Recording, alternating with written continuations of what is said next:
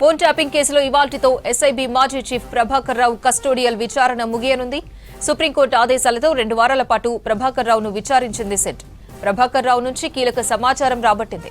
రాజకీయ నేతల పాత్రపై ఆధారాలు సేకరించిన కేసులో పెన్ డ్రైవ్ కీలక ఆధారంగా మారింది. ఫోన్ ట్యాపింగ్ కేసులో నిందితుడిగా ఉన్న మాజీ అడిషనల్ ఎస్పీ తిరుపతన్నతో ప్రభాకర్ రావును విచారించారు. ప్రభాకర్ రావును రామగుండం కమిషనర్ అంబర్ కిషోర్ జా సెట్ టీం ఎంక్వైరీ చేస్తోంది. రేపు ఉదయం పోలీస్ కస్టడీ నుంచి విడుదల కానున్నారు ప్రభాకర్ రావు. మరిన్ని డీటెయిల్స్ ధనరాజ్ లైవ్ లో అందిస్తారు. ధనరాజ్, ప్రభాకర్ రావు కస్టోడియల్ విచారణ ఇవాళతో ముగియనుంది. డీటెయిల్స్ ఏంటి?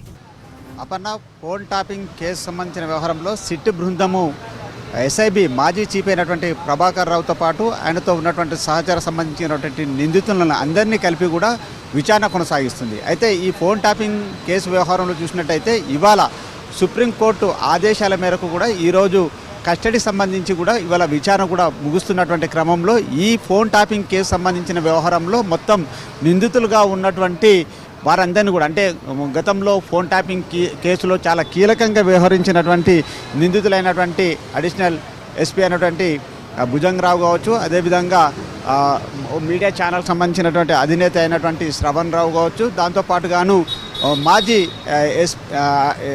డిఎస్పీగా ఉన్నటువంటి తిరుపతన్నను అందరినీ కలిపి కూడా ప్రభాకర్ రావు ముందర పెట్టి కూడా ఈ ఫోన్ ట్యాపింగ్కి సంబంధించినటువంటి వ్యవహారంలో చాలా కీలకమైనటువంటి ఆధారాలను కూడా రాబట్టగలుగుతున్నారు. ఎందుకంటే సుప్రీంకోర్టు ఆదేశాల మేరకు చూసినట్టయితే 2 సార్లు, అంటే మొదటి వారం పాటు కూడా విచారణ బృందం చాలా కీలకమైనటువంటి ఆధారాలను రాబట్టే క్రమంలో ప్రభాకర్ రావు పూర్తిగా నోరు మెదపడంతో విచారణకు సహకరించడంతో కూడా మరో వారం రోజుల పాటు కూడా కస్టడీ కోరినటువంటి క్రమంలో సుప్రీంకోర్టు ఆదేశాల మేరకు కూడా మరో వారం పాటు విచారణ కొనసాగించింది. మొత్తం 14 రోజుల వ్యవధిలో చూసినట్టయితే ఇక ఈ కేసుకు సంబంధించినటువంటి కీలక ఆధారాలను రాబట్టేందుకు గాను సిట్ బృందం చాలా ఎవిడెన్స్లను కూడా తీసుకుంది. వాటన్నిటిని కూడా మొత్తం ప్రభాకర్ రావు ఆయన టీం ముందర ఉంచి కూడా మొత్తం వారితోటి కూడా ఫేస్ టు ఫేస్ సిట్ బృందం విచారణ కొనసాగిస్తుంది. ఈ సిట్ బృందం చూసినట్టయితే కూడా దీనికి హైదరాబాద్ పోలీస్ కమిషనర్ సజ్జనార్ నేతృత్వంలో 9 మందికి సంబంధించినటువంటి